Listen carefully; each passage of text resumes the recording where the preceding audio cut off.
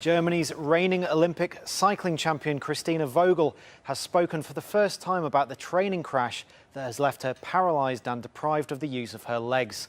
Vogel, who won track sprint gold at the past two Olympics, only revealed the extent of her injuries last week. In Berlin on Wednesday, she said the other cyclist involved in the crash in June had not contacted her. The 27-year-old had her spinal cord severed in the accident.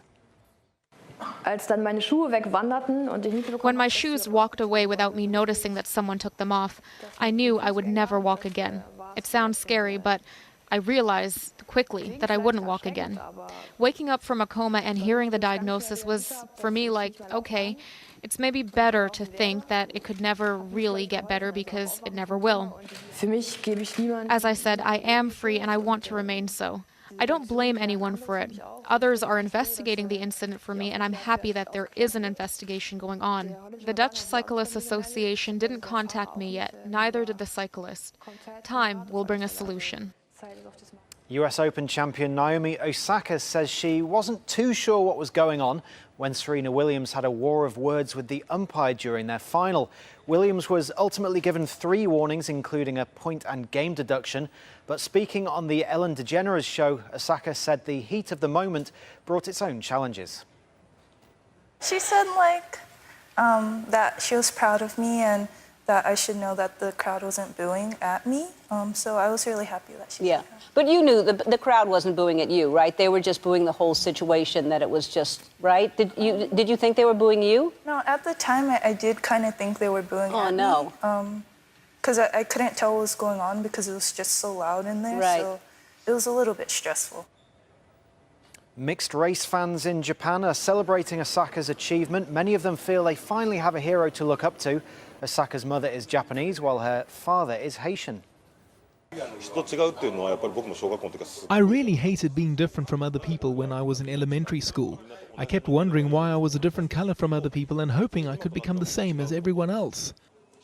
I was bullied at school and became a little cynical, but Naomi Osaka doesn't seem to be like that at all. I think she's great as a woman, an athlete, and as a person. Now, being a country's president puts a lot of power in the hands of one person, but not many pick themselves to captain their national football team. That is, unless you're Liberia's leader, George Weah, a former World Player of the Year. The 51-year-old in the white here, not quite as agile as he used to be, but still not bad as he warmed up before captaining Liberia in a friendly against Nigeria. This match organised specially to retire his famous number 14 shirt. Well, he was sworn in as president in January, and security was more beefed up than usual when the teams walked out. Now, in the match, he's about to be seen here running down the wing early in the game. He didn't end up scoring, but he did last most of the match, not quite managing to get across in here, and was clapped off as substitute in the 79th minute. Weah was a striker for AC Milan, PSG and Chelsea, and is still the only African ever to win FIFA's World Player of the Year back in 1995. Liberia lost the match 2-1. Well, as Weah retires his shirt, his son Tim Weah is right at the start of his career. The 18-year-old who plays for his dad's old club Paris Saint-Germain and was born in New York represented the USA against Mexico on Tuesday in Nashville. He didn't make much of an impact when it came down to the game. The key moment was Mexico's Angel Zaldivar being shown a straight red card for a nasty tackle on US captain Will Trapp, who was lucky to avoid serious injury. The US went on to win this game with a goal from Tyler Adams, his first international strike, securing America's first win over Mexico in 3 years. Now, it's one of the biggest rivalries in sport on the cricket or hockey field, but India and Pakistan's footballers have shown they aren't shy of a bit of confrontation either. Friendly feeling between the teams wasn't helped by India going 3-0 up in this South Asian Suzuki Cup semi-final. India are the defending champions at the tournament in Bangladesh. A tussle between India's Lalianzwala Changte and Pakistan's Mohsin Ali ensured both sides would end with 10 men. Pakistan did manage to pull one back. Final score 3-1 to India, so they face the Maldives in the final on Saturday. France's World Cup winning captain Hugo Lloris has pleaded guilty to a drink driving charge. The 31-year-old goalkeeper has been banned from driving for 20 months and fined $63,000. The Tottenham player failed a breathalyzer test in the early hours of August the 24th in London. The Boston Red Sox have become the first team to clinch a playoff spot this season with 17 games still to play. They beat the Toronto Blue Jays 7-2 on Tuesday. Meanwhile, the Arizona Diamondbacks beat the Colorado Rockies, who lead the National League West. Ketel Marte broke a sixth-inning tie with a two-run triple. The Diamondbacks winning 6-3. It cuts their deficit to 2.5 games in the division.